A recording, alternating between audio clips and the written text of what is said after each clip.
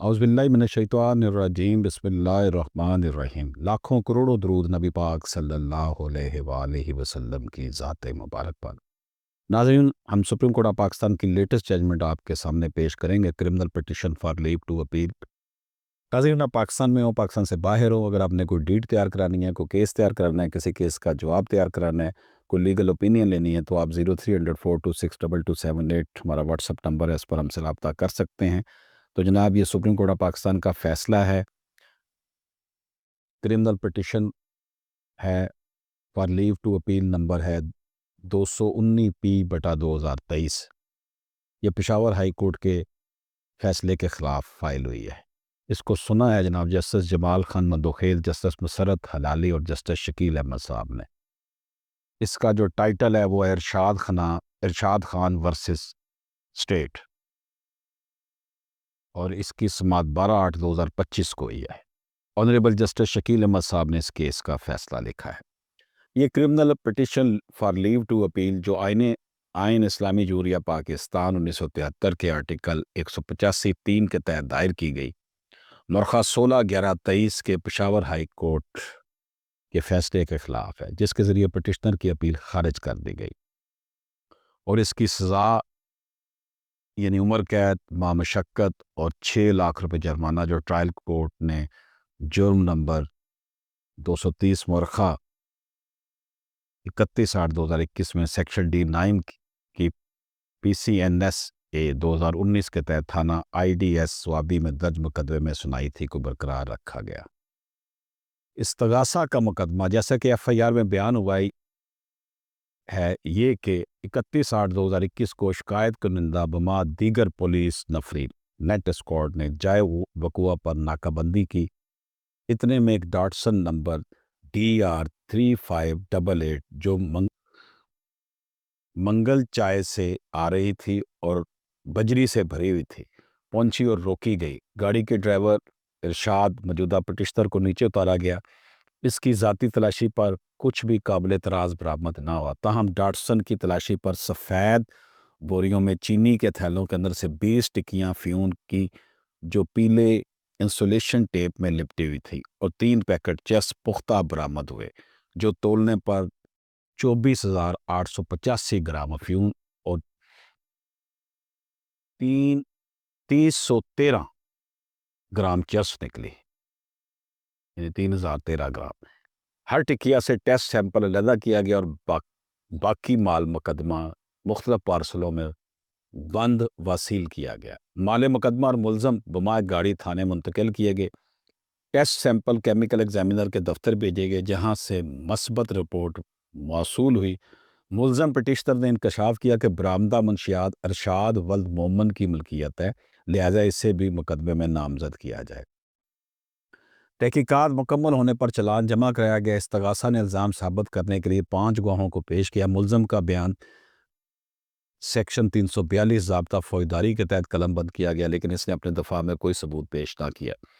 Trial के इख्तिताम पर मुलजम petitioner को जुर्म का मुर्तकिब करार दिया गया और ट्रायल कोर्ट ने 30/7/2022 को दर्ज झेल सज़ा सुनाई। सेक्शन D9 के PCNS से 2019 के तहत उम्र कैद, मशक्कत और जुर्माना 6 लाख रुपए। जुर्माना अदा न करने की सूरत में मजीद 6 माह कैद सादा का हुक्म।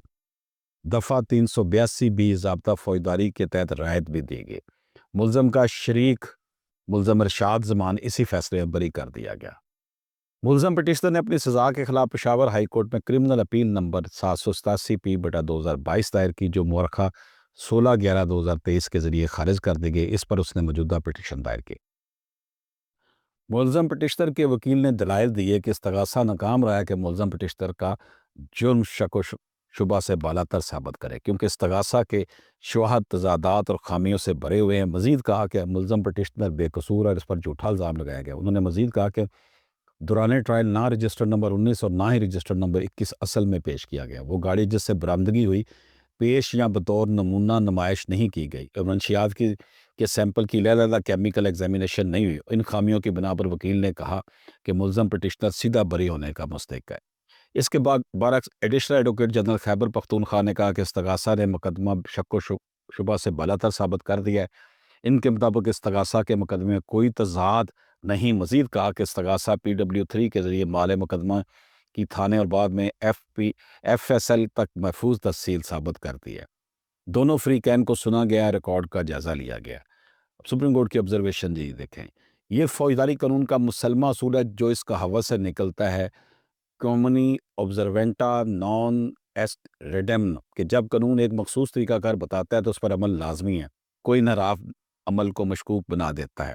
اس حوالے سے مقدمہ نعمان منظور کا حوالہ دیا جا سکتا ہے۔ یہ اصول خصوصی قوانین جیسے Khyber Pakhtunkhwa control of narcotics substances act 2019 کے مقدمات میں زیادہ سختی سے لاگو ہوتا ہے کیونکہ اس میں سخت سزائیں مقرر ہیں، لہذا جرم ثابت کرنے کے لیے ٹھوس اور مضبوط شواہد درکار ہے۔ اس ضمن میں مقدمات احمد علی، محمد ہاشم اور امیر زیب قابل حوالہ ہیں۔ یہاں عدالت نے پولیس کارروائی میں نقائص، ڈائری نہ لکھی، فوٹو ویڈیو نہ لینے، گواہاں کے تضادات، رجسٹر 19 اور 21 کے نقائص اور کیمیکل رپورٹ میں اجتماعی ٹیسٹ کی خامیوں کو تفصیل سے بیان کیا۔ نیز یہ بھی کہا گیا کہ برآمدہ مال پر ایسی مہر لگی جو کسی اہلکار یا گواہ سے متعلق نہ تھی، جس نے مزید شکوک پیدا کیے۔ ان سنگین طریقہ کار کی خلاف ورزیوں، ناقابل اعتماد فرانزک شواہد اور استغاثہ کے مقدمے میں شگافیوں کے باعث ہم نتیجہ نکالتے ہیں کہ استغاثہ ملزم پٹیشنر کا جرم شک و شبہ سے بالا تر ثابت کرنے میں ناکام رہا۔ چنانچہ یہ پٹیشن اپیل میں تبدیل کی جاتی ہے اور منظور کی جاتی ہے، متحد عدالتوں کے فیصلے کالعدم قرار دی جاتی ہے اور اپیل کنندہ کو الزامات سے بری کیا جاتا ہے۔ اگر وہ کسی اور مقدمے میں مطلوب نہ ہو تو اسے فوری رہا کیا جائے۔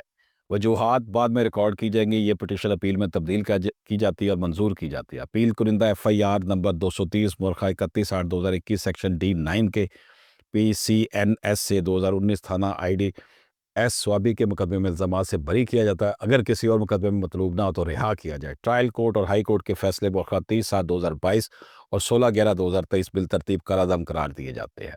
ناظرین اکرام، اس کا جو فیصلے کا خلاصہ ہے وہ یہ ہے کہ استغاثہ پراسیکیوشن یہ ثابت کرنے میں ناکام رہا کہ برآمد شدہ منشیات واقع ملزم ارشاد خان کی تحویل سے ملی تھیں۔